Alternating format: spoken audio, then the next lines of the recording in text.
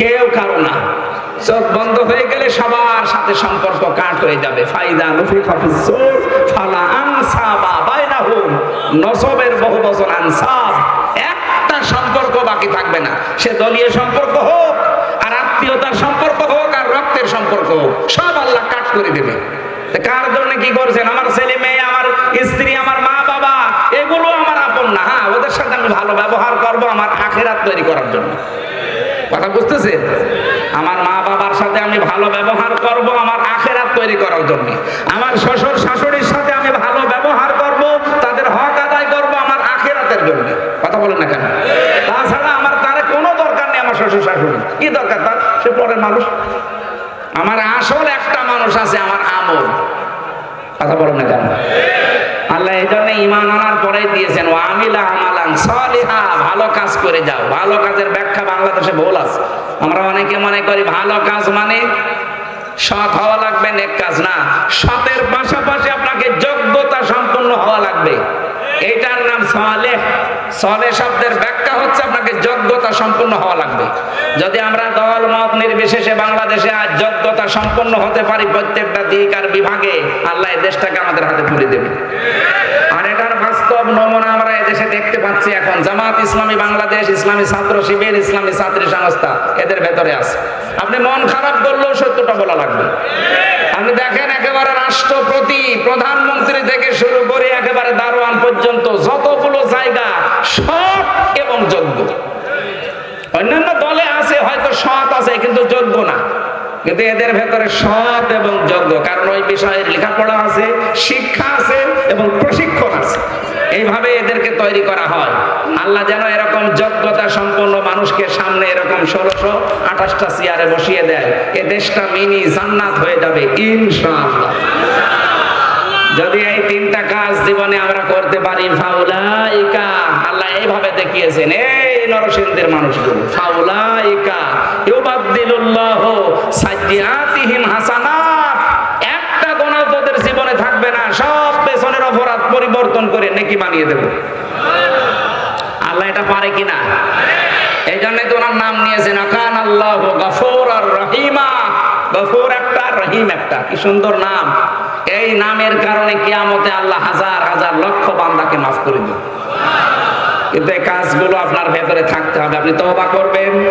তাওবা আমি কি বোঝাতে পেরেছি? অপরাধ যার কাছে স্বীকার করবেন তার কাছে, যে তার ক্ষতিপূরণ দেওয়ার দরকার দিয়ে দেবেন, তাহলে তওবা হবে। 2 নম্বরে অনুশোচনা আসবে ভেতর থেকে। 3 নম্বরে জীবনে আমি আর কোনোদিন ওই কাজে ফেরত যাব না। আল্লাহ আমাদের এইরকম তাওবা করার তৌফিক দিন, বলেন আমিন। 2 নম্বরে আমাদের ঈমান আনতে হবে নির্ভেজাল, শিরিক মুক্ত, তাহলে দেশটা নিরাপত্তা দিয়ে আল্লাহ ঢেকে দেবে। কারণ যারা ঈমান আনে, যে মানুষগুলোর ঈমানের ভেতরে শিরিক নেই, এদেরকে নিরাপত্তার দায়িত্ব কার? 3 নম্বরে সালেহ, আমরা নেককার হব, আমরা সৎ হব এবং যোগ্য হব। আল্লাহ আমাদেরকে এইভাবে তৈরি করার জন্য একটা সংগঠনও দিয়েছে। আপনি এখন খুঁজে নেবেন যারা এভাবে তৈরি করতে পারে। একবারে ছোটবেলা থেকে তৈরি করেন আপনার ছেলেকে, মেয়েকে, আপনি নিজেকে, অবশ্যই আপনাকে আল্লাহ ওই মানে পৌঁছিয়ে দেবে। যদি সত্যি মান তৈরি হয় তাহলে এই দেশটাও আপনার হাতে তুলে দেবে। আল্লাহর কোরআনের উপর আমরা 100% বিশ্বাস করি কিনা বলেন? আমরা এইভাবে এগিয়ে যাব। আমাদের পেছনের অপরাধ যাই মানবীয় গুণাবলীর কারণে হয়ে গেছে, আল্লাহ যেন বাদদিলুল্লাহু সাইয়্যাতিহিম হাসানাত, সব অপরাধ মাফ করে পুরাটা নেকি দিয়ে পাল্টিয়ে কিয়ামতে হাসতে হাসতে আল্লাহর বাগান জান্নাতে যেতে পারি, বলেন আমিন। যে জাতির ভেতরে কোরআনের এত মহব্বত আছে, সে জাতিকে দাবিয়ে রাখা সম্ভব না। আমাদের পাশের নিকৃষ্ট প্রতিবেশী, নাম নিতেও আমাদের ঘৃণা লাগে। এই প্রতিবেশীরা যে ষড়যন্ত্র আরম্ভ করেছে, ওরা এখন কি আশ্চর্য কথা বলেন কেন? আরো দাঁড়াচ্ছে কোন কারণে? এক চড়াই তোর একদম ভণ্ডামি করা জায়গা পায় না। গুরুত্বপূর্ণ মানুষ বসে আছে, দেখছেন না?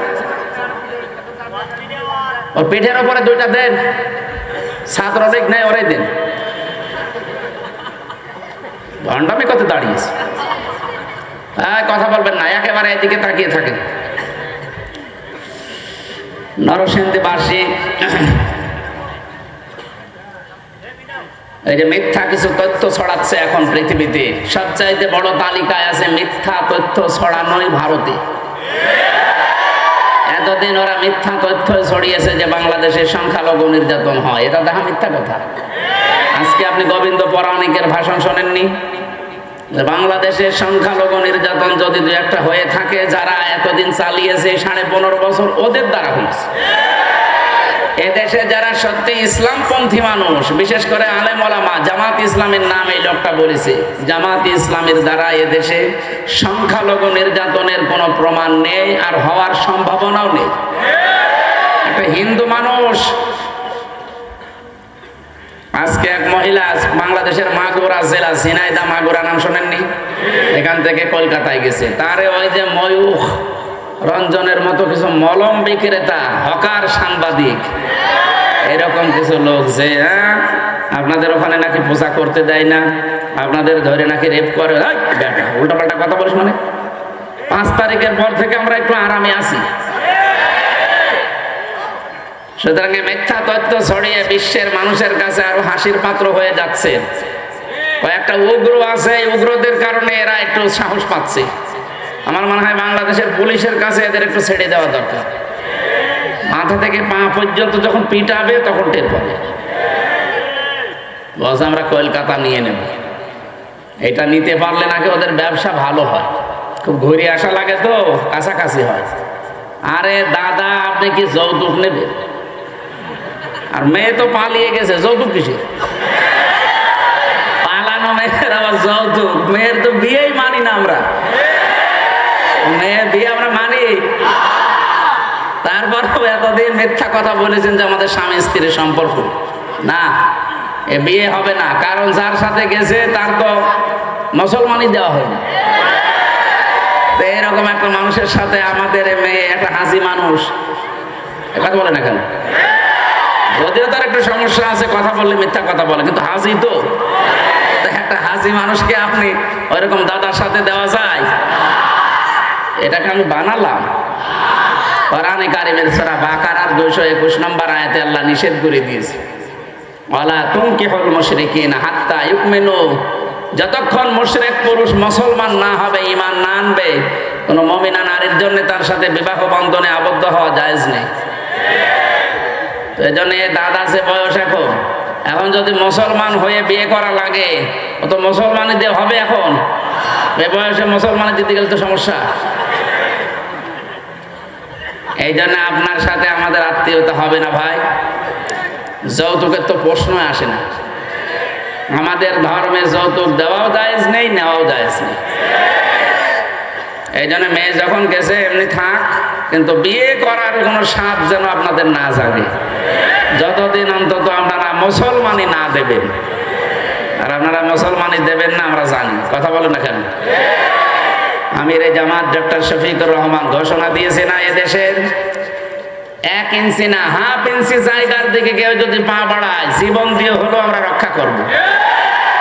এটা আর আগস্টের 5 তারিখের আগে নেই, আগস্টের 5 তারিখ পার হয়ে গেছে।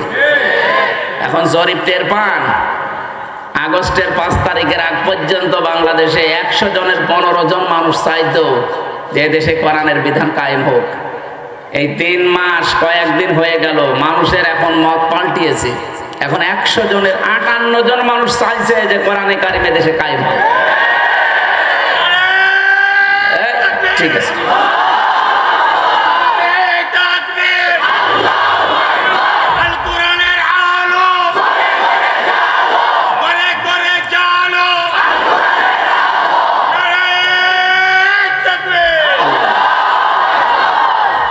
আলহামদুলিল্লাহ ভাই। সুতরাং আহ্বান জানাচ্ছে, এটাতে রেকর্ড হচ্ছে, সারা দেশে ছড়াচ্ছে, অনেকে লাইভ চলছে।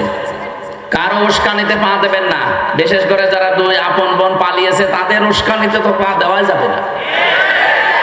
তাদের উস্কানিতে যারা এই 3 মাসে পা দিয়েছে তারাই মুসিবতে পড়িছে। গোপালগঞ্জের দিকে তাকিয়ে দেখেননি, পেছনে বানরের মতো লাল হয়ে গেছে, উস্কানিতে পা দিয়েছিল। ওই কয়েকদিন পেপারে দিল, গোপালগঞ্জ থেকে ঢাকায় আসলে কেউ যদি বসে আসে 300 টাকা, দাঁড়িয়ে আসলে 1000 টাকা। এখনো যদি আবার কেউ পা দেন, আপনার কিন্তু পেছনে আর পেছন থাকবে না, উল্টা পাল্টা হয়ে যাবে। আমরা চাই এদেশে ওয়ালা তুফসিদু ফিল আরদি বা'দা ইসলাহিহা, দেশটা সংশোধন হচ্ছে, সংশোধনের রাস্তায় আছে। বৈষম্য বিরোধী ছাত্র আন্দোলনে যারা জীবন দিয়েছে তাদের যে 9টা দফা, তার ভেতরে অন্যতম এটা যে আমরা সংশোধন চাই, সংস্কার চাই। কথা বলেন না কেন? বাংলাদেশে 96% প্রায় মুসলমান আমরা বাস করি। আমাদের সংশোধন সবচাইতে বড় দরকার। আমাদের জীবন বিধান যেটা দিয়ে চলে, এই যে সংবিধান যেটা আছে ওইটা পাল্টিয়ে এখন কোরআনে কারিমকে সংবিধান করার দাবি উঠে পড়েছি। আমরা যেখান থেকে পড়েছি এই সূরার নাম সূরা ফুরকান। এখানে 77টা আয়াত আছে, 73টা ধারা আছে। আল্লাহ তাআলা জানাতে চেয়েছেন 73টা ধারা দিয়ে যদি মানুষের সংবিধান বানিয়ে জীবন চালায়, ওটা একটা মিনি জান্নাত হয়ে যাবে। আর আমরা এটাই চাই। কথা বলো না কেন? দল মত জাতি বর্ণ ধর্ম নির্বিশেষে দেশটাকে আমরা সাজাতে চাই আল্লাহর এই কালাম দিয়ে। আমি আমিরে জামাতের আরেকটা কথা ঘোষণা দিচ্ছি। উনি জানিয়েছে যদি সত্যি এদেশে ইসলাম আসে, সাদাবাজি আর দুর্নীতি থাকবে না। এটা তো আমরা করবই না, কাউকে করতেও দেব না। এই কথার ঘোষণা এতদিন শুনেছেন কারো মুখে? শোনেননি। সুতরাং ঘোষণা যখন এসেছে, সত্যি যদি ইসলাম আসে, অনেকে দেখছে আগস্টের পর থেকে চাঁদাবাজি বিভিন্ন কায়দা আরম্ভ করেছে। এই যে আজকেও আসার সময় মারামারি চলছে ঘোড়াশালে, মনে হয় 2 গ্রুপে, কোন জায়গায় আমি জানি না এদের নাম, ওখানে চলছে। এটা বন্ধ হয়ে যাবে। ইসলাম একটু আসুক জায়গা মতো। তা'মুরুনা বিল মা'রুফ ওয়া তানহাউনা আনিল মুনকার, এটা কার্যকর করে আমরা দেখাবো ইনশাআল্লাহ। কিসের চাঁদাবাজি? ভিক্ষা করে খাবি, চাঁদাবাজি করবে মানে? সুতরাং এরকম একটা শান্ত পরিবেশ, একটা শান্ত নির্মল একটা দেশ আমরা বানাতে চাই না? ওমান দাখালাহু কানা আমিনা। আল্লাহ বলেন আমার কাবার এরিয়ায় যারা প্রবেশ করে তারা নিরাপত্তা পেয়ে যায়। বাংলাদেশ কি কাবা শরীফ? কথা বুঝতেছেন? না না, বোঝেননি। কোরআনে কারিমে আল্লাহ জানিয়েছেন ওমান দাখালাহু কানা আমিনা, কাবার চত্বরে যারা আসে তাদের নিরাপত্তা দেয় কে? বাংলাদেশ যেহেতু কাবা শরীফ না, এইটাও তো নিরাপত্তা দেওয়া লাগবে, লাগবে না? আল্লাহ রাব্বুল আলামিন বলেন আমার পক্ষ থেকে যদি এই 56,000 বর্গ মাইলের বাংলাদেশ নিরাপত্তার চাদরে ঢেকে রাখতে চাও, দেশে যারা আছো 2টা কাজ করবা।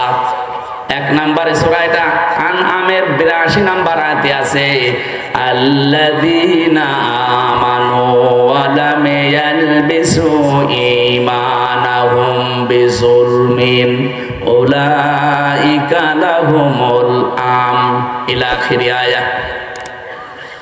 আল্লাহ পাক বলেন যারা ঈমান আনবে আর ঈমানের সাথে জুলুমকে মিশ্রণ করবে না। এখানে জুলুম মানে শিরিক। জুলুম মানে কি? যারা তাদের ঈমানের সাথে শিরিক মিশ্রণ করবে না, আমি আল্লাহর পক্ষ থেকে তারা নিরাপত্তার হকদার। এই যে উলাইকা দিয়েছেন আল্লাহ, মনে হচ্ছে তার নিজের কুদরতি আঙ্গুল এভাবে বাংলাদেশের দিকে দিয়ে দেখাচ্ছে যে এই মানুষগুলো উলাইকা লাহুমুল আমন, এদের জন্য নিরাপত্তা। সুতরাং কাবার মতো যদি এই দেশটাকেও নিরাপত্তা দিয়ে, বিশেষ করে আমাদের প্রতিবেশীদের হাত থেকে এরা যা আরম্ভ করেছে, এদের একটা দেশের সাথে আপনি মিল পাবেন না। পাকিস্তানের সাথে ওদের মিল নেই, চীনের সাথে ওদের মিল নেই, নেপালের সাথে মিল নেই, ভুটানের সাথে মিল নেই, মায়ানমারের সাথে মিল নেই। আমাদের সাথে এতদিন মিল ছিল শুধু নতজানু হওয়ার কারণে। এখন আমরা ওই নীতিতে নেই, এজন্য আমাদের সাথেও মিল নেই। আপনারা অলরেডি দেখতে পাচ্ছেন ব্যবসা বাণিজ্য সব ওদের লাঠে উঠেছে। ওদের পোজ, ওদের আলু, ওদের পেঁয়াজ সব বর্ডারে পৌঁছে যাচ্ছে। ওদের দেশের কৃষক পর্যন্ত এখন মাঠে নেমে গেছে যে করলেন কি। এখনো শুরু হয়নি। আজকে সকালবেলার বক্তব্য দেখেননি ডোনাল্ড ট্রাম্পের? 20 তারিখে তার শপথ হবে জানুয়ারির। দেখেন উনি কিন্তু 16 লক্ষ ভারতীয়কে তাড়িয়ে দেওয়ার একটা সিদ্ধান্ত চলছে। দেখেন কি শুরু হয়। ওই লোকটা জাতি মাতাল হলো তাহলে ঠিক আছে, এমনিতেই উল্টাপাল্টা কথা বলে কিন্তু জায়গা মতো কিন্তু ঠিক আছে। কি কথা বলে না কেন? ট্রাম্প সাহেব ও যা বলেছে যদি করে সামনে, আমার মনে হয় মোদিগিরি শেষ হয়ে যাবে।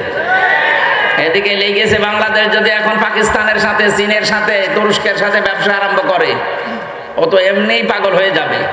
আবার ওদের 16 লাখ লোক যদি পাঠিয়ে দেয়, ওরা ছিঁড়িয়ে খাবে না? আপনি হাত দিয়েছেন কোন জায়গায়? আল্লাহর ঘর মসজিদ গুলো ভেঙ্গে ভেঙ্গে মন্দির বানাচ্ছেন ভুয়া তথ্য তুলে। কতগুলো মসজিদ ভাঙলেন এই কয়দিনে? আজকেও সকালে একটা ভেঙেছে, আজকেও সকালে ঝাড়খণ্ড না কোথায় যেন সকালে একটা দেখলাম ভাঙতেছে। সকালে ভেঙে ওই জায়গায় বলছে এখানে 500 বছর আগে মন্দির ছিল। আমরা তো 100 বছর আগের খবরই ভালো জানি না, সেখানে 500 বছর আগে মন্দির ছিল। ধোয়া তুলে আপনি এটা করছেন আর বলেন বাংলাদেশের সংখ্যালঘু নির্যাতন হয়। বাংলাদেশে আজ পর্যন্ত কোন মন্দির ভেঙে মসজিদ বানিয়েছে আপনি দেখাতে পারবেন? বলেন। আপনারা মানুষ না, মানুষ হিসাবে আপনারা কলঙ্ক। এই জমিনে থাকার কোনো অধিকার আপনাদের নেই যারা আল্লাহর ঘর মসজিদ ভেঙ্গে ভেঙ্গে মন্দির বানিয়ে দিচ্ছে। এরা প্রকাশ্য আল্লাহর শত্রু, মানবতার শত্রু। এদের কারণে আজ পুরা ভারত সারা বিশ্ব থেকে বিচ্ছিন্ন হয়ে পড়ছে। এজন্য যারা আছেন সতর্ক হবেন, এটা ওই দেশে সবচেয়ে বেশি চলে। আমার বক্তব্যগুলো আমি দেখেছি, বহু প্রদেশ ঘুরেছি, ওদের বিভিন্ন ভাষায় রূপান্তর করে ওরা শোনে। আহ্বান জানাচ্ছি, ওই দেশে কোন সংখ্যালঘু যারা কেউ নিরাপদ নেই। খ্রিস্টানদের মেয়েদেরকে ওরা উলঙ্গ করে হাঁটিয়েছে। বিশ্বের খ্রিস্টান 250 কোটি, আমরা তো 200 কোটি, ওরা 250 কোটি। কি করছেন আপনারা? আপনাদের মেয়েকে, মাকে উলঙ্গ করে রাস্তায় হাঁটায় এই মোদিজির দেশে, আর আমাদের মুসলমান তো মারতে আছে। সুতরাং এখন বিশ্বের সব জাতি, বর্ণ, ধর্ম নির্বিশেষে এক হওয়ার সময় হয়েছে এই উগ্রবাদী হিন্দুত্ববাদীদের ভিতরে। এদের বিরুদ্ধে এখন আমার মনে হয় জিহাদ করা ফরজ হয়ে গেছে। একটা মানুষকে আল্লাহর ঘরগুলো ভেঙে দেয় ধোয়া তুলে। আমরা যদি এখন বলি ঢাকার এই স্বামীবাগের ইস্কন মন্দির 1000 বছর আগে এখানে মসজিদ ছিল, কি করবেন বলেন? ভেঙে দিতে হলে ঠেলা তো টের পাচ্ছেন না। সাম্প্রদায়িক সম্প্রীতির সবচাইতে বড় উদাহরণ, উজ্জ্বল দৃষ্টান্ত এই বাংলাদেশ। আজকেও ভারতে হিন্দুরা সংবাদ সম্মেলন করে জানিয়েছে মোদিজির এই আগ্রাসন বন্ধ হওয়া লাগবে। সবচাইতে বেশি নিরাপদে আছে পৃথিবীতে অন্য ধর্মের মানুষেরা বাংলাদেশে। এখানে 96% মুসলমান। কত? 92% যেটা বলা হয় ওটার বানিয়েছে। আসলে কিন্তু এই দেশে 96% মুসলমান, 4% মাত্র অন্যান্য ধর্মের লোকরা আছে। আমরা তো টিপ দিয়েই মেরে ফেলতে পারি। কিন্তু আমাদের ধর্ম, আমাদের কোরআন এটা আমাদের শেখায়নি। লা ইকরাহা ফিদ্দীন। আমাদের ধর্মে কোনো বাড়াবাড়ি নেই, কোনো জোর জবরদস্তি নেই। এক কথা বলছেন না কেন? যদি সত্যিই থাকতো আপনাদের মতো যা করছেন, 850 বছর এই এলাকা মুসলমানেরা শাসন করেছে ভারতবর্ষ, একটা হিন্দু থাকার কথা ছিল না। পিটিয়ে সব মুসলমান বানিয়ে ফেলতাম। কিন্তু আমাদের ধর্মেই তো ওইটা নেই যে জোর করি, এই জন্য কিছু বলি না। তারপরও যে হারে মানুষের বিবেক নাড়া দিচ্ছে, আমি এই জেল থেকে বেরিয়ে প্রায় 100-র উপরে মুসলমান বানিয়েছি। আমি তো জোর করি না, শুধু বলি যে আপনি কোরআন শরীফটা পড়েন। আপনার বিবেক যদি থাকে, কোরআনটা একটু বুঝে বুঝে পড়েন। সেদিন যশোরের এক অধ্যাপক, BCS ক্যাডার, বলেছিলাম স্যার আপনার মুসলমান হওয়া লাগবে না, আমার ধর্মে জোর নেই, জবরদস্তি নেই, আপনি শুধু আমার ধর্মীয় গ্রন্থ বুঝে পড়বেন। 3 মাস পড়তে দিলাম আপনাকে, পড়েন। টনি বেলাওয়ারের শালিকা লরেন বুথ, এই মহিলা ইরানের তেহরান বিমানবন্দরে এসে বলেছিল আমি মুসলমান হব না, কিন্তু আমি ইসলাম জানতে চাই, কি পড়লে অথেন্টিক ইসলাম জানা যাবে, ওইটা আমার দিন। এক মুসলমান তার কোরআন শরীফের তাফসীর তুলে দিয়েছে। ও 3 বছর একাধারে পড়েছে, তাও আমাদের মতো আনাকুম জানাকুম পড়ে না, পড়ার মতো পড়েছে। শেষ পর্যন্ত এই 3 বছর পরে এই খ্রিস্টান মহিলা এ মুসলমান হয়ে গেছে। সুবহানাল্লাহ বলতে পারেন না? আর আমি নিজে তো পরীক্ষিত দেখলাম, জেলখানার ভেতরে আমি 2 জন হিন্দুকে কালেমা পড়িয়েছিলাম। তাদেরকে বলেছিলাম ভাই আপনারা অন্য ধর্মের মানুষ, এখানে আমরা 10,000 মানুষ আছি, তার ভেতরে হয়তো 10 জন আপনারা, আর বাকি আমরা সবই। সুতরাং জোর করলে, জবরদস্তি করলে 4 দেওয়ালের মাঝে কেউ আপনাকে বাঁচাতে আসবে না, আপনাকে পিটিয়ে মুসলমান বানিয়ে ফেলবে। কিন্তু আমাদের ধর্মে এটা নেই। আপনি আমাদের ধর্মীয় গ্রন্থ বাংলায় পড়বেন, আমি 3টা বছর ছিলাম, ওকে বাংলায় পড়তে দিয়েছিলাম, শেষ পর্যন্ত 2 জন মুসলমান হয়ে গেছে। আর এই বিসিএস ক্যাডার এই স্যারকে বলেছিলাম 3টা মাস পরে আপনি আমাকে বলবেন। 3 মাস পরে দেখি ও নিজের থেকে মুসলমান হয়ে গেছে। যেন আমাদের ধর্মে ভাই জোর নেই, জবরদস্তি নেই। আমরা আমাদের ভালোবাসা দিয়ে, উদারতা দিয়ে, সাম্প্রদায়িক সম্প্রীতি দিয়ে চলতে চাই। আপনার ভেতরে যদি নাড়াচাড়া দেয়, হেদায়েত যদি কপালে থাকে, আপনি এমনি চলে আসবেন। কথা বলেন না কেন? এখানে যা করছেন আমি আশা করব আপনারা থামবেন। আর বিশ্বে যারা অন্যান্য জাতির লোকেরা আছেন, আপনাদের বিবেক কি মরে গেছে? আপনার মেয়েকে, মাকে উলঙ্গ করে রাস্তায় হাঁটায়, আর আপনি এখনো পর্যন্ত এই উগ্রদের পক্ষ নেন কোন কারণে? আমার মনে হয় ট্রাম্প যেহেতু খ্রিস্টান, ও মনে হয় বুঝে ফেলিস যে আমার মাকে, আমার বোনকে, আমার স্ত্রীকে উলঙ্গ করে হাঁটাবি, দাঁড়া করে দেখতেছি। ও যদি 16 লাখ ওই যে জানুয়ারির 20 তারিখের পরে পাঠিয়ে দেয়, কি হবে ভারতে টের পাচ্ছেন? আপনি কি চট্টগ্রাম নেবেন? নিজের ধুতি সামলাতে মোদির কথা বলছেন না কেন?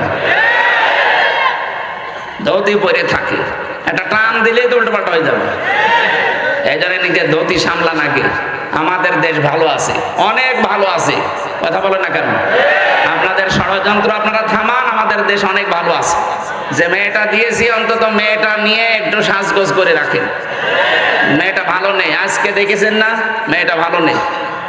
মেয়ে নাকি এখন বলছে আমি কিভাবে থাকবো, অঘোষিত একটা জেলখানায় আছি, আমি দরকার হয় নিজের দেশে যে সারা জীবন জেলে থাকবো, তাও আমি এখানে থাকবো না। এখন টের পাচ্ছেন না বলে চলে গেলেন। পালানো মেয়ের আবার কথা কিসের? কোনো কথা নেই। যতদিন বাবা মা আত্মীয় স্বজন আমরা মেনে না নেব, ওখানেই থাকা লাগবে। আর আমরা এদেশে মানবো না, কারণ আপনি আয়না ঘর বানিয়েছেন। কথা বলেন না কেন? আপনি জানেন আয়না ঘর কি? আমি 10টা দিন ছিলাম, মাত্র 10 দিন, তাও মিনিটায়, বড়টায় যায়নি। তাই আমার জীবন শেষ হয়ে গেছে। আর যারা 8 বছর 10 বছর, ব্যারিস্টার আরমান 8 বছর, আমার আজমি ভাই 10 বছর, 14 বছরের মানুষ আমি পড়ে আছে দেখেছি। এত বড় বড় নখ হয়ে যায় অনেকে, দেওয়ালের সাথে ভাবে খুশিয়ে খুশিয়ে লিখে রাখে যে ভাই যদি বাইরে যেতে পারেন আমার এই নাম্বারটা একটু জানাবেন যে আমি বেঁচে আছি। আর এখনো পর্যন্ত অনেকে জালেমের সাফাই গায়, কি করেছে আপা যে তার পালানো লাগবে। আরে শয়তান, তুমি তো টের পাওনি, তুমি তো শুধু 15.5 বছর মাল কামিয়েছো। তোমার বাবার যদি এভাবে গুম করে রাখতো তখন টের পেতে।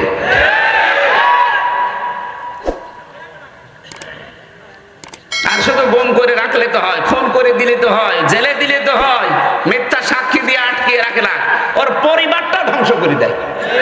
আমার মিথ্যা মামলা দিয়েছে, 3 বছর ফাঁসির কন্ডেম ছেলে রেখেছে। আমার বাবার কাছ থেকে 30 লাখের উপর ওরা টাকা নিয়েছে। মনে হচ্ছে আমার বাবার কাছে টাকা পাই, বলছে টাকা দে। এই ছেলে,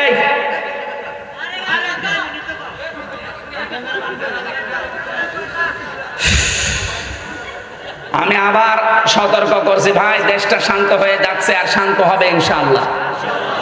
আপনারা বিশৃঙ্খলা করবেন না, কারো উস্কানিতে পা দেওয়া যাবে না। এ দেশ আমাদের কাছে আমার মায়ের মতো, বাবার মতো খাঁটি। কথা বলেন ঠিক কিনা?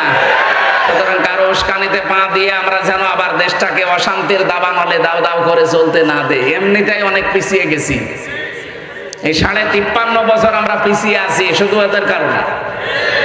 ওরা কোনোদিন চায়নি যে আমরা একটু মাথা উঁচু করে দাঁড়াই। এখন যেহেতু দাঁড়ানো শিখে ফেলেছি, আমরা চাই এ দেশকে আমরা দাঁড় করাতে চাই আল্লাহর এই কালাম দিয়ে। এই জন্য আমি সূরা ফুরকানের আয়াত পড়েছি, 70 নম্বর আয়াত। 77টা আয়াত আছে, 73টা ধারা দিয়ে বাংলাদেশ যেহেতু এখন সংস্কার চলছে, আমরা সবাই আওয়াজ তুলবো এখন সংস্কারের পক্ষে, যে আমরা সংস্কার চাই কিন্তু কোরআন দিয়ে। কথা বলেন না কেন? আজকে একটা দুর্ভাগ্যজনক হলো, একটা ঘটনা ঘটে গেছে ঢাকাতে, দেখেছেন ইসলামের নাম নিয়ে 2 দল 4 জন মারা গেছে। আমার যতটুকু ধারণা এর ভেতরে ওদের ষড়যন্ত্র আছে। এইটা করে দেশটাকে একটা ঘোলাটে পরিবেশ বানিয়ে নিজেরা অস্ত্র নিজে রাখবে, এটা মিডিয়া, বিশ্ব মিডিয়াকে দেখাবে যে এই দেখেন জঙ্গিপনার কাজ চলছে। এইটা করে শেষে এই সাতপন্থী, জবাইরপন্থীর নাম দিয়ে এই আলেমদেরকে দেশে নিষিদ্ধ করবে। এরপরে ধরবে একামতের দিনের দায়িত্ব আছে যারা, তারা ওরা জাতে মাতাল তালে ঠিক। আমি বহু মানুষের সাথে ওদের মিশে দেখেছি। ওই শয়তানরা জাতে মাতাল হলো তাহলে ঠিক আছে, এমনি মনে করুন কিছু বোঝে না কিন্তু সব বোঝে। একটা ছেলে শুধু ফুল ছিঁড়তো বাগান থেকে, বাগানের মালিকের ছেলে এসে বলছে, চাচা আপনার ছেলে শুধু ফুল ছেড়ে, ওরা কিছু বলেন না কেন? বলছে ফুল ছেড়ে বাবাজি ওর মাথা একটু খারাপ, তো একটু তার কাটা আছে, এই কারণে ফুল ছেড়ে, ও আস্তে আস্তে ঠিক হয়ে যায়। ছেলে বলছে, চাচা আমার পাশেই তো আপনার বাগান, আমাদের বাগানের পাশে আপনার বাগান, আপনার বাগান থেকে তো ফুল ছেড়ে।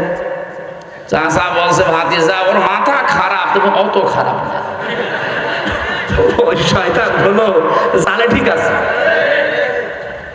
এই জন্য আমরা যাই করি আমরা পাগলামি করবো এমনিতে, কিন্তু ওদের তালে তাল দিয়ে উস্কানিতে আমরা যেন পা না দিই। এই কথা বলে না কেন? সব এখন এই দেশের জন্য আমি দেখতে পাচ্ছি এক হয়ে যাচ্ছি, শুধু ওই 14 দল বাদ দিয়ে।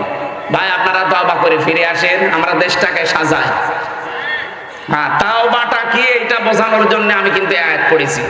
অনেকে মনে করেন যে তাওবা মানে আস্তাগফিরুল্লাহ পড়লাম হয়ে গেল, না ভাই।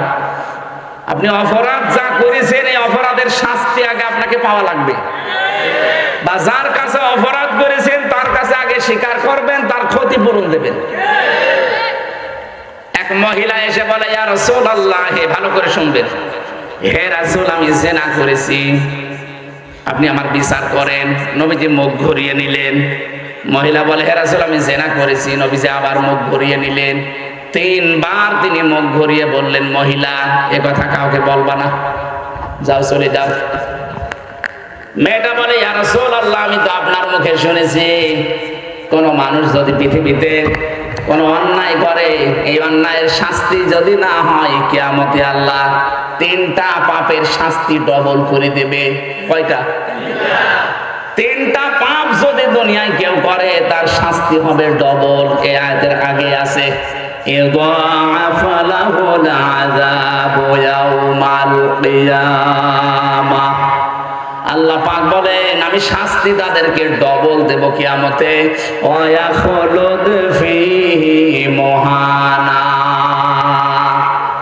এবং তাদেরকে অপমানজনক অবস্থায় আমি জাহান্নামে প্রবেশ করাবো। বলেন নাউজুবিল্লাহ। আমি আবার প্রশ্ন করছি, পাপ কয়টা? আরো জোরে। শাস্তি কয়টা? আরো জোরে। এখন থেকে আমরা যেন জীবনে এই পাপে না জড়াই। এর আগের আয়াতে আছে ওয়াল্লাযীনা লা ইয়াদউনা মা'আল্লাহি ইলাহান আখার, যারা আল্লাহকে ডাকে এবং অন্য কাউকে তার সাথে জুড়ে দেয়। আর এটা বাংলাদেশ আর ভারতে বেশি। এই যে তাহেরি সাহেব যে জিকির করে, ইয়ালি বাবা, শালি বাবা, কে আল্লাহ বাবা, ফতে বাবা, বলেন তো আল্লাহর নাম কিছুক্ষণ করে এরপরে কে আল্লাহ ফতে বলে কিনা? কি বললেন এখানে? লা ইয়াদউনা মা'আল্লাহি ইলাহান আখার, মা'আল্লাহ আল্লাহর সাথে, ইলাহান আখারা অন্য কাউকে যারা ডাকেন। যেহেতু রেকর্ড হচ্ছে এই জন্য বলছি, সারা দুনিয়ায় ছড়াবে, সাবধান। কারো এই ছলে বলে কৌশলে পা দিয়ে নিজেকে আপনি জাহান্নামী বানাবেন না। ওরা জাহান্নামে যায়, যাক, দরকার হয় আরো একটা ঠেলা দিয়ে দেব, কিন্তু আমরা নিজেরা ওদের মতো বানানো জিকির করে জাহান্নামে যাব না। আল্লাহর সাথে যারা অন্য কাউকে ডাকেন আপনার শাস্তি কিন্তু একটা না, কয়টা? আরো জোরে বলেন। একেবারে স্পষ্ট দলিল এবার বলেন তো, ওরা যা করছে ওদের শাস্তি কয়টা হওয়া দরকার? 2 নম্বরে ওয়ালা ইয়াকতুলুনা আন-নাফসাল্লাতী হারামাল্লাহু ইল্লা বিল হক, যারা অন্যায়ভাবে মানুষ হত্যা করে। আপনি বলেন এই যে 2732 জন মানুষ আপনি মেরে ফেললেন অবৈধ সিয়ারতিকাতে, পারলেন না, মাঝখান থেকে আল্লাহর ডবল শাস্তির উপযুক্ত হয়ে গেলেন। এখনো পর্যন্ত 2780 জন মানুষ হাসপাতালে কাতরায়। কত মানুষের হাত নেই, পা নেই, চোখ নেই, অন্ডকোষ উড়ে গেছে। এই ছেলে কিসের গল্প করো?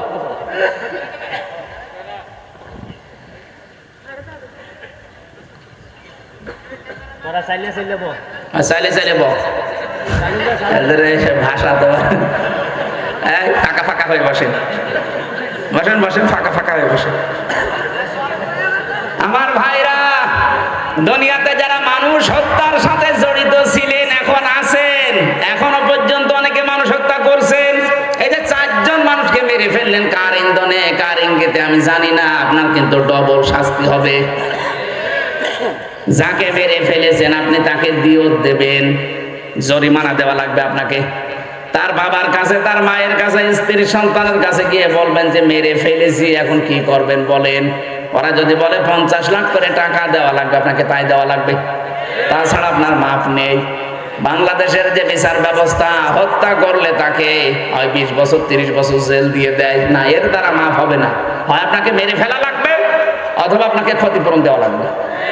এক কথা বলছেন, আপনি 2732 জন মানুষ মারলেন, কি ক্ষতিপূরণ দেবেন এখন বলেন? কি ক্ষতিপূরণ দেবেন? কি আছে আপনার কাছে? আপনার যে বাড়িটা ঢাকায়, ওইটা তো টয়লেট হয়ে গেছে। হ্যাঁ, আপনি যান, এখন উন্মুক্ত টয়লেট, মানুষ যাচ্ছে দেখছে 4-5 জন 10 জন করে একসাথে, কেউ এদিকে কেউ এদিকে কেউ এদিকে, মনে হচ্ছে গণহারে টয়লেট চলছে। তারপর বাড়িটাও তো হয়ে গেল পরিত্যক্ত। এতগুলো মানুষকে আপনি দুনিয়া থেকে বিদায় করে দিয়ে এখন আপনার আফসোস হয় না, অনুশোচনা করেন না, এখনো আপনি উল্টাপাল্টা কথা বলেন। মানুষের পাপের বোঝা যখন পরিপূর্ণ হয়ে যায়, ইন্নামা নামলি লাহুম লিয়াজদাদু ইসমা ওয়া লাহুম আযাবুম মুহিন। সূরা আলে ইমরানে আল্লাহ জানিয়েছেন, মানুষের পাপের বোঝা যখন পরিপূর্ণ হয়ে যায়, ওই মানুষকে আল্লাহ তখন, সত্যি কথা বলছে, আমার জানা নেই, হ্যাঁ আপনারাও ছিলেন না। অথচ এই নমাজ আলীর বাবা খুব বেশি হলো 60-65 বছর আগে মারা গেছে। হিসাব করে যা দেখলাম, আমার দাদা মরেছে আমি জেলে থাকতে 2 বছর আগে, তার বাবা মরেছে না আরো 30 বছর আগে, তার বাবা না আরো 30 বছর আগে। তো বলেন, এই 65-60 বছর আগে যে লোকটা মরে গেল, এখন যদি কুষ্টিয়ায় আসে, এসে যদি বলে ওই নমাজ আলীর বাবা যে হামজা এই বাড়ি আমার, এই ভিটা আমি বানিয়েছিলাম, ওর দাঁত মুখ খুলে ফেলবো না? যে ভণ্ডামি করার জায়গা পাও না, কিসের নমাজ আলীর বাপ তুমি? তোমার থাকার জায়গা নেই, ওই মসজিদের বারান্দায় থাকো, রাত্রে সকাল হতে কেটে পড়ো। এদের জন্য আমরা এগুলো করছি, আমরা পরিবর্তন হই ভাই, কেউ কারো না। চোখ বন্ধ হয়ে গেলে সবার সাথে সম্পর্ক কাট হয়ে যাবে। ফাইদা নুফিখা ফিস-সূর ফালা আনসাবা বাইনাহুম, নসবের বহু বছর আনসাব, একটা সম্পর্ক বাকি থাকবে না। সে দলীয় সম্পর্ক হোক, আর আত্মীয়তার সম্পর্ক হোক, আর রক্তের সম্পর্ক হোক, সব আল্লাহ কাট করে দেবে। কার জন্য কি করছেন? আমার ছেলে মেয়ে, আমার স্ত্রী, আমার মা বাবা, এগুলো আমার আপন না। হ্যাঁ, ওদের সাথে আমি ভালো ব্যবহার করব আমার আখিরাত তৈরি করার জন্য। কথা বুঝতেছেন? আমার মা বাবার সাথে আমি ভালো ব্যবহার করব আমার আখিরাত তৈরি করার জন্য। আমার শ্বশুর শাশুড়ির সাথে আমি ভালো ব্যবহার করব, তাদের হক আদায় করব আমার আখিরাতের জন্য। কথা বলেন না কেন? তাছাড়া আমার তারে কোনো দরকার নেই। আমার শ্বশুর শাশুড়ি কি দরকার তার? সে পরের মানুষ। আমার আসল একটা মানুষ আছে, আমার আমল। কথা বলেন না কেন? আল্লাহ এই জন্য ঈমান আনার পরে দিয়েছেন ওয়া আমিলা আমালান সালিহা, ভালো কাজ করে যাও। ভালো কাজের ব্যাখ্যা বাংলাদেশে ভুল আছে। আমরা অনেকে মনে করি ভালো কাজ মানে সৎ হওয়া লাগবে, নেক কাজ না। সতের পাশাপাশি আপনাকে যোগ্যতা সম্পন্ন হওয়া লাগবে, এটার নাম সালেহ। সালেহ শব্দের ব্যাখ্যা হচ্ছে আপনাকে যোগ্যতা সম্পন্ন হওয়া লাগবে। যদি আমরা দল মত নির্বিশেষে বাংলাদেশে আজ যোগ্যতা সম্পন্ন হতে পারি প্রত্যেকটা দিক আর বিভাগে, আল্লাহ এই দেশটাকে আমাদের হাতে তুলে দেবে। আর এটার বাস্তব নমুনা আমরা এদেশে দেখতে পাচ্ছি এখন। জামাত ইসলামী বাংলাদেশ, ইসলামী ছাত্র শিবির, ইসলামী ছাত্রী সংস্থা এদের ভেতরে আছে। আপনি মন খারাপ করলেও সত্যটা বলা লাগবে। আপনি দেখেন একেবারে রাষ্ট্রপতি, প্রধানমন্ত্রী থেকে শুরু করে একেবারে দারোয়ান পর্যন্ত যতগুলো জায়গা সৎ এবং যোগ্য। অন্যান্য দলে আছে হয়তো সৎ আছে কিন্তু যোগ্য না, কিন্তু এদের ভেতরে সৎ এবং যোগ্য, কারণ ওই বিষয়ের লেখাপড়া আছে, শিক্ষা আছে এবং প্রশিক্ষণ আছে। এইভাবে এদেরকে তৈরি করা হয়। আল্লাহ যেন এরকম যোগ্যতা সম্পন্ন মানুষকে সামনে এরকম 1628টা চেয়ারে বসিয়ে দেয়। এ দেশটা মিনি জান্নাত হয়ে যাবে ইনশাআল্লাহ। যদি এই 3টা কাজ জীবনে আমরা করতে পারি, ফাউলাইকা, আল্লাহ এইভাবে দেখিয়েছেন, এই নরসিংদীর মানুষগুলো। ফাউলাইকা ইউবাদদিলুল্লাহু সাইয়্যাতিহিম হাসানাত, একটা গুনাহ তোদের জীবনে থাকবে না, সব পেছনের অপরাধ পরিবর্তন করে নেকি বানিয়ে দেব। আল্লাহ এটা পারে কিনা? এই জন্যই তো ওনার নাম নিয়েছেন আকান আল্লাহু গফুরার রহিমা। গফুর একটা, রহিম একটা, কি সুন্দর নাম। এই নামের কারণে কিয়ামতে আল্লাহ হাজার হাজার লক্ষ বান্দাকে মাফ করে দেন। কিন্তু এই কাজগুলো আপনার ভেতরে থাকতে হবে। আপনি তওবা করবেন। তাওবা আমি কি বোঝাতে পেরেছি? অপরাধ যার কাছে স্বীকার করবেন তার কাছে, যে তার ক্ষতিপূরণ দেওয়ার দরকার দিয়ে দেবেন, তাহলে তওবা হবে। 2 নম্বরে অনুশোচনা আসবে ভেতর থেকে। 3 নম্বরে জীবনে আমি আর কোনোদিন ওই কাজে ফেরত যাব না। আল্লাহ আমাদের এইরকম তওবা করার তৌফিক দিন, বলেন আমিন। 2 নম্বরে আমাদের ঈমান আনতে হবে নির্ভেজাল, শিরিক মুক্ত, তাহলে দেশটা নিরাপত্তা দিয়ে আল্লাহ ঢেকে দেবে।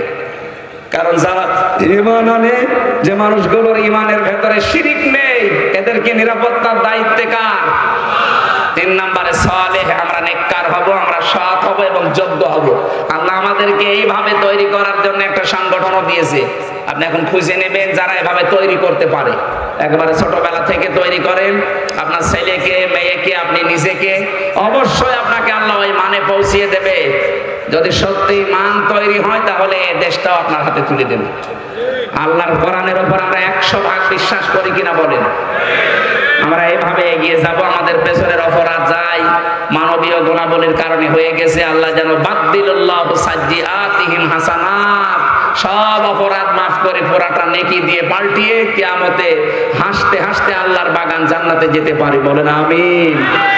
আল্লাহুম্মা আমিন। লা ইলাহা ইল্লা আনতা সুবহানাক ইন্নী কুনতু মিনাজ জালিমিন।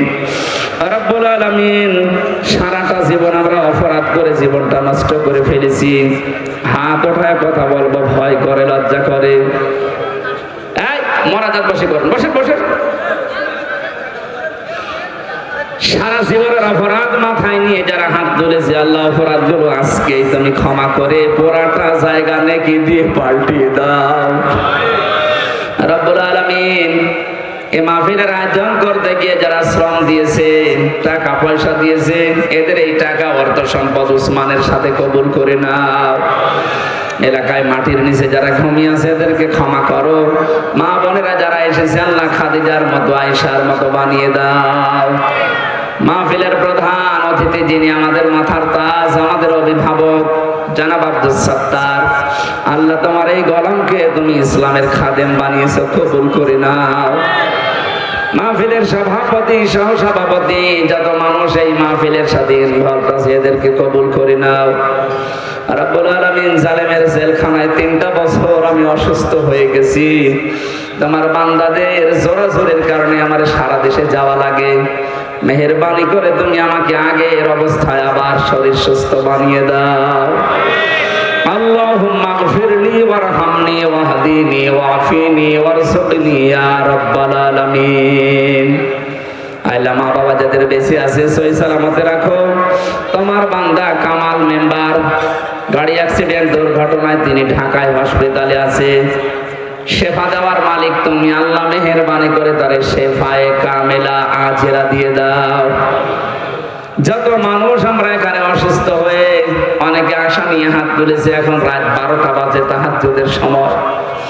রব্বুল আলামিন একেবারে খালি হাতে ফেরত দিও না, মেহেরবানি করে আমাদের জীবনের জায়েজ আশাগুলো পূর্ণ করে দাও। 53 বছর পার হয়ে গেল, 54 বছর চলছে, কাঙ্ক্ষিত শান্তি এখনো দেখি নাই। তোমার কোরআন দিয়ে দেশ চললে কেমন দেখা যায়, আল্লাহ এটা দেখে মরার তৌফিক দাও। যারা এটার জন্য জান প্রাণ দিয়ে চেষ্টা চালিয়ে যাচ্ছে, আল্লাহ যে যে জায়গা থেকে চেষ্টা চালাচ্ছে তাকে তুমি কবুল করো। আমার অভিভাবক ডাক্তার শফিকুর রহমান থেকে শুরু করে যারা জান প্রাণ দিয়ে চাচ্ছে দেশটাতে কোরআনের আইন চালু হোক, আল্লাহ তাদের কাজকে তুমি বরকত দাও, ইখলাস দিয়ে ভরপুর করে দাও। তোমার বান্দা বান্দীদের মন তুমি কোরআনের আইনের দিকে ঝুঁকিয়ে দাও। কখন কার কাছে আজরাইল চলে আসে জানি না, যখনই আসবে যেন পড়তে পারি লা ইলাহা ইল্লাল্লাহু মুহাম্মাদুর রাসূলুল্লাহ।